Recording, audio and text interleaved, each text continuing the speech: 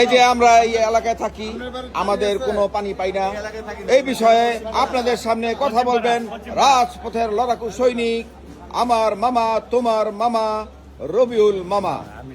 একটু বলেন কোন আমাদের এলাকায় আসামিয়া মাদ্রাসার পাশে আমাদের কোনো পানি নেই আছে 5 দিন ধরে, কিন্তু তারা গাড়িটা পানি এনে বিক্রি করে, কিন্তু আমাদের পানি দেয় না।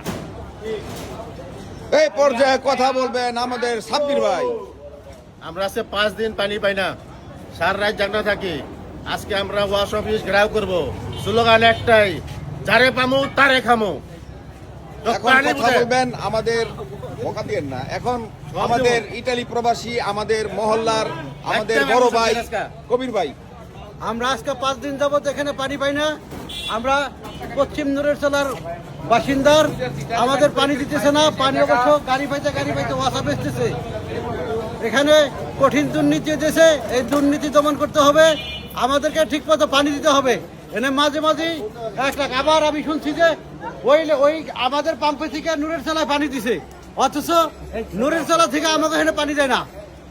আমাদের পানি চাই এবং আমাকে ঠিক মতো পানি চাই। আজকে যদি পানি না দেয়, আমরা পাম্প ব্লক করে রাখবো, হয়তো পানি পাবো, নাহলে কেউই পাবে, হয়তো আমরা পাবো, নাহলে সবাই পাবে না।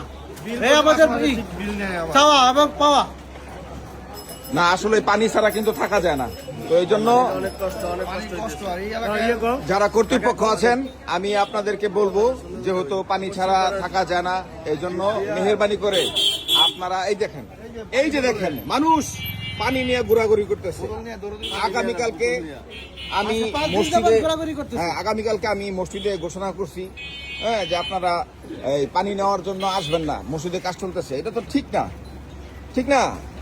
তারপরও যতটুকু ছিল মসজিদ থেকে সহযোগিতা করা হয়েছে, এখন মসজিদেরও পানি নাই। তো এই জন্য কর্তৃপক্ষকে বলবো যে আপনারা অতি দ্রুত এই পাম্প যা আছে এগুলো ঠিক করে আমাদের মহল্লাবাসীকে পানি দেওয়ার জন্য আপনাদের অনুরোধ করছি। আর লাইভটি সবাই শেয়ার করে দিবেন।